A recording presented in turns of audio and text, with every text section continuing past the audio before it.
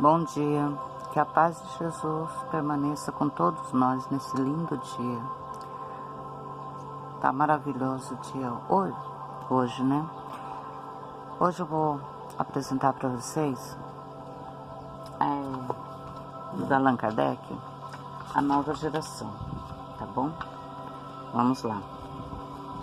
Para que os homens sejam felizes sobre a terra, é necessário que ela seja povoada apenas por bons espíritos, encarnados e desencarnados, que apenas queiram o bem, tendo chegado tal tempo. Uma grande migração se realiza neste momento entre os que habitam, aqueles que praticam o mal pelo mal, e que o sentimento do bem não atinge, não sendo mais dignos da terra transformada. Dela serão excluídos, porque eles lhe trariam novamente perturbações e confusão, e seriam um obstáculo ao progresso. Irão espiar seu endurecimento, uns nos mundos inferiores, outros em raças terrestres atrasadas, que serão equivalentes ao mundo inferiores, onde levarão seus conhecimentos adquiridos e onde irão com a missão de as fazer progredir. Serão substituídos por espíritos melhores, que farão reinar entre si a justiça, a paz, a fraternidade. No dizer dos espíritos, a terra não deve ser transformada por cataclismos que anulará subitamente uma geração. A geração atual desaparecerá gradualmente e a nova lhe sucederá do mesmo modo, sem que nada seja mudado na ordem natural das coisas. Portanto, tudo se passará exteriormente como de costume, com esta única diferença, porém, que uma parte dos espíritos que aí se encarnam não mais se encarnarão. Num menino que venha nascer, né, que no caso seria um espírito atrasado, inclinado ao mal, virá um espírito mais adiantado, inclinado ao bem. Trata-se, pois, muito menos de uma nova geração corporal, que de uma nova geração de espíritos. É nesse sentido, sem dúvida, que entendia Jesus, quando dizia: em verdade, vos digo que esta geração não passará sem que estas coisas aconteçam. Assim, aqueles que esperam ver a transformação por efeitos sobrenaturais e maravilhosos ficarão decepcionados. A época atual é de transição.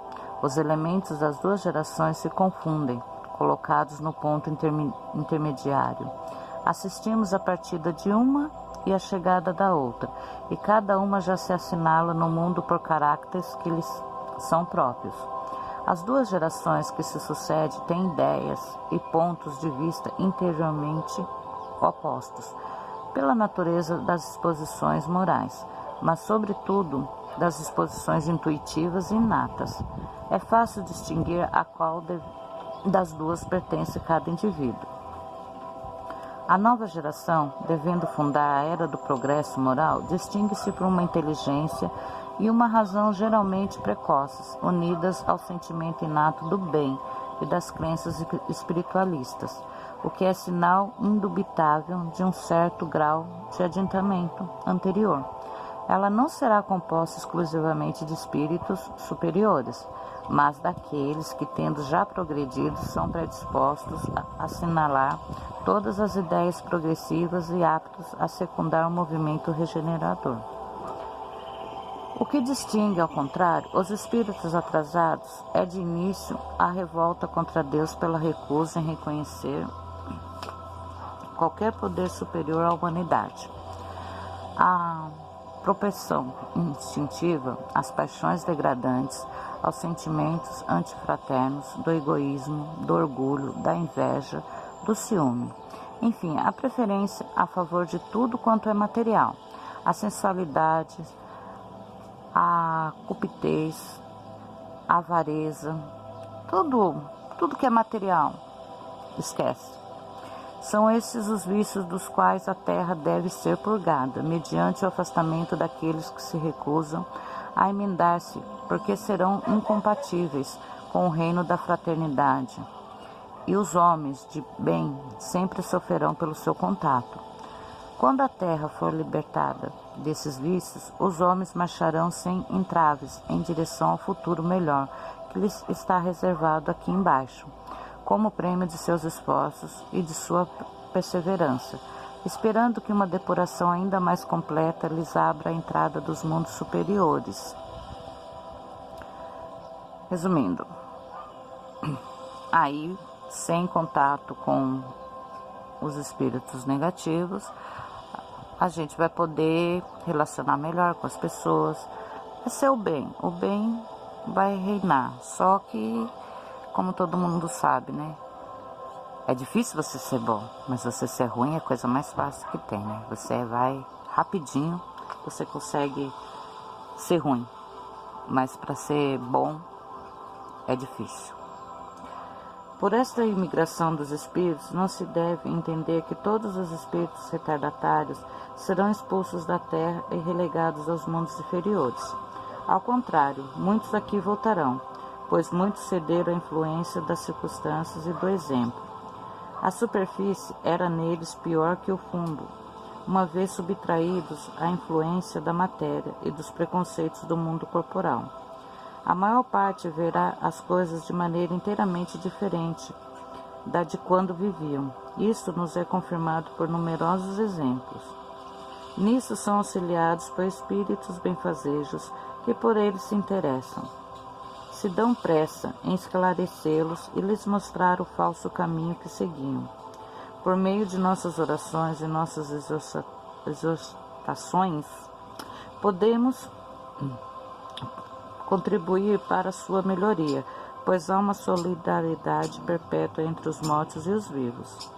A maneira pela qual se opera a transformação é bastante simples, e como se viu, ela é toda moral e não se afasta em absoluto das leis da natureza. Quer os espíritos da nova geração sejam espíritos novos, melhores, ou os antigos espíritos melhorados, o resultado é o mesmo. Desde o instante em que apresente melhores disposições, sempre será uma renovação. Os espíritos encarnados formam assim duas categorias, segundo suas disposições naturais. De um lado, os espíritos retardatários, que parte do outro, os espíritos adiantados que chegam.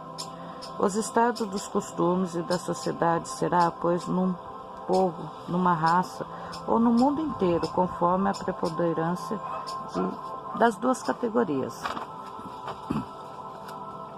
Uma comparação comum fará compreender melhor o que se passa nessa circunstância. Suponhamos um regimento com grande maioria de homens turbulentos e indisciplinados. Estes ali trazem-se cessar uma desordem que a severidade da lei penal será frequentemente chamada a reprimir.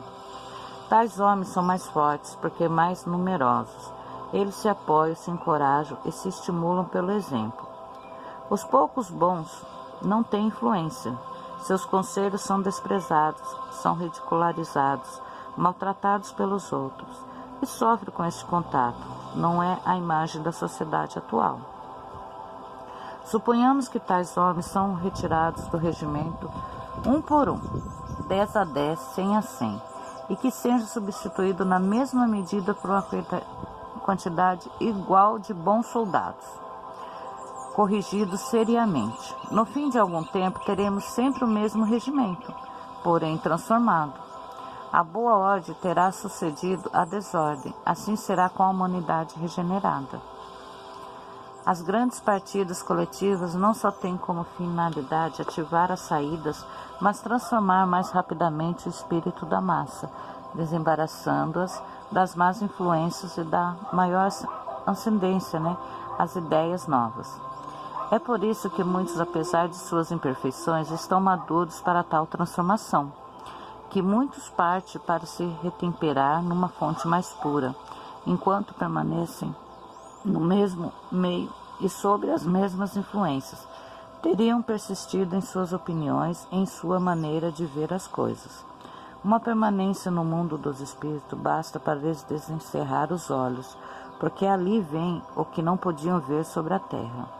O incrédulo, o fanático, o absolutista, poderão, pois, voltar com ideias inatas de fé, de tolerância e de liberdade.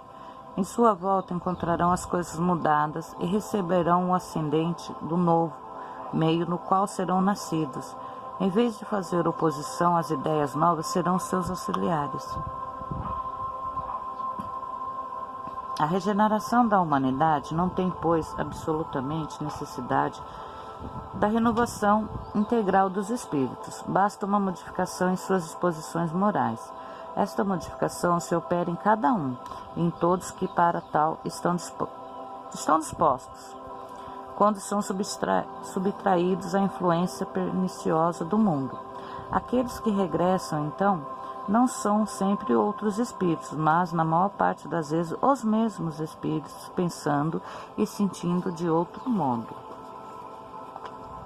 Quando esta melhoria é isolada, individual, passa despercebida e não tem influência ostensiva sobre o mundo.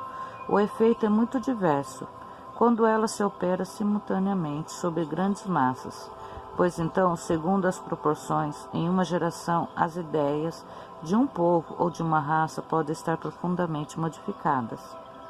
É o que se nota quase sempre depois dos grandes choques que dizimam as populações.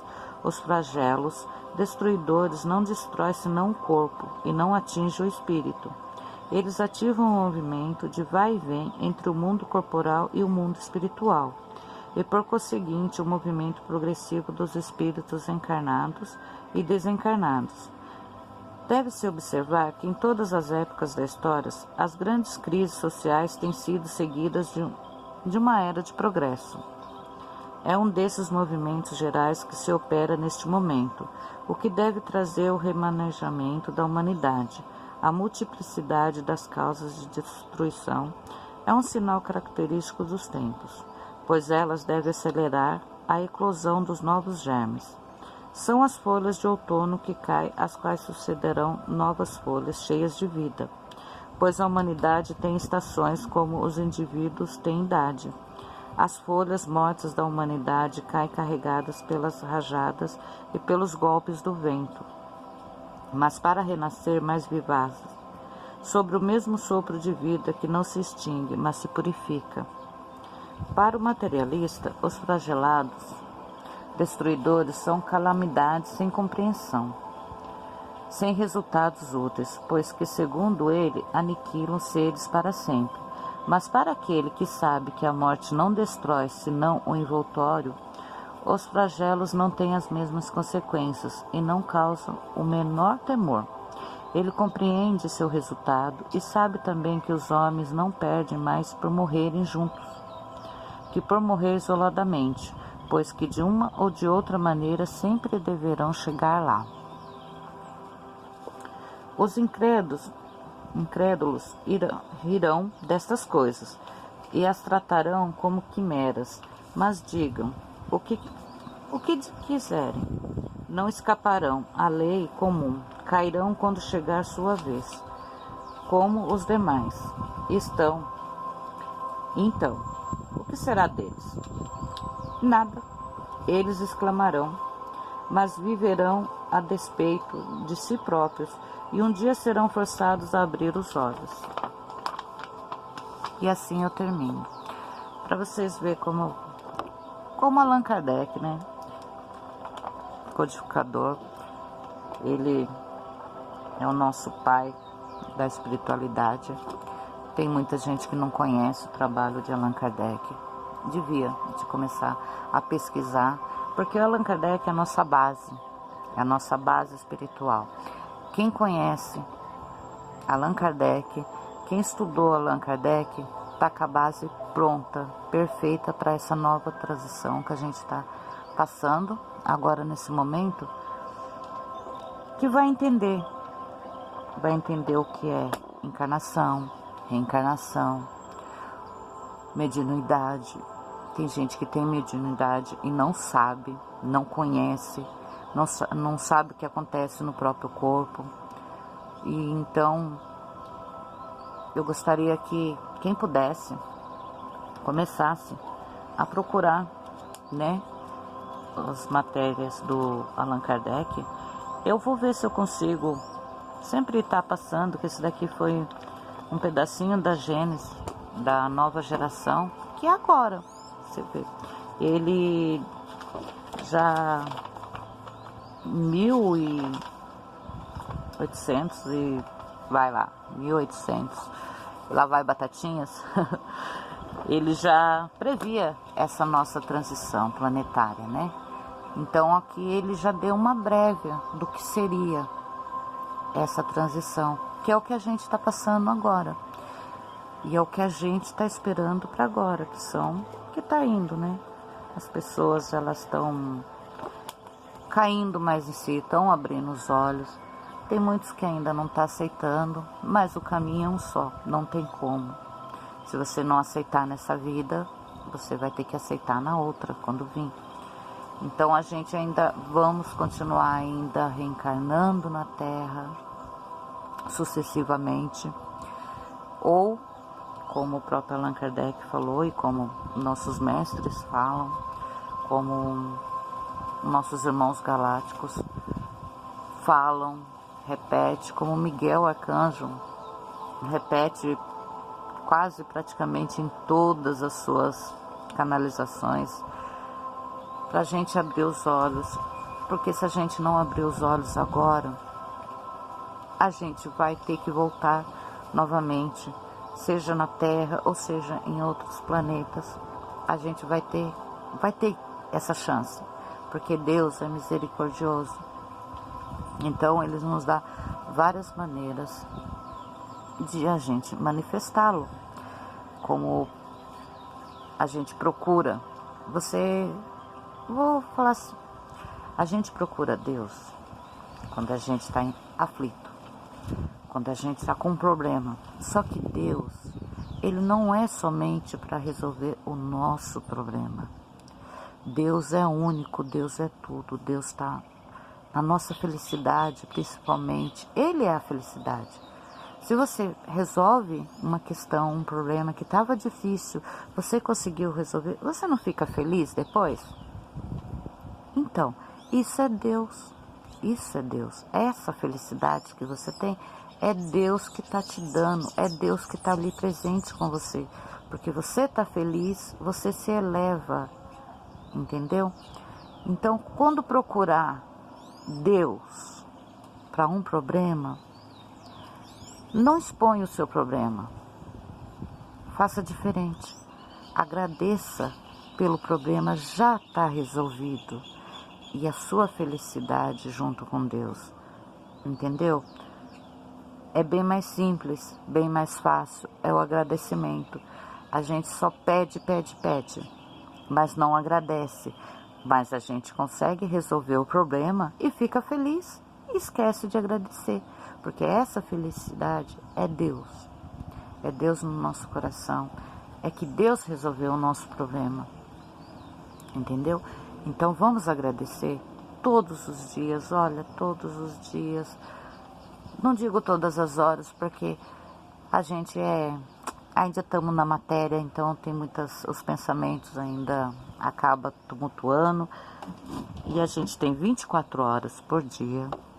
Impossível que durante essas 24 horas a gente não consiga achar 5 minutinhos para agradecer a Deus. Para agradecer Ele pelo dia, pela noite, por nós estar aqui, por essa dádiva que Ele está nos dando de poder estar aqui agora na Terra, passando por essa transição planetária, essa ascensão, a gente está se elevando. Então vamos fazer isso, vamos agradecer a Deus por tudo.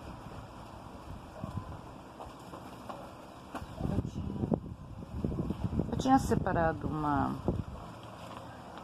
oração bem pequenininha, em gratidão.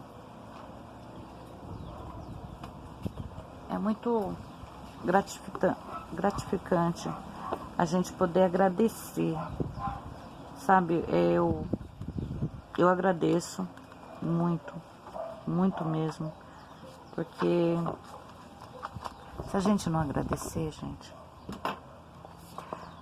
a vida da gente vai ficando mais difícil.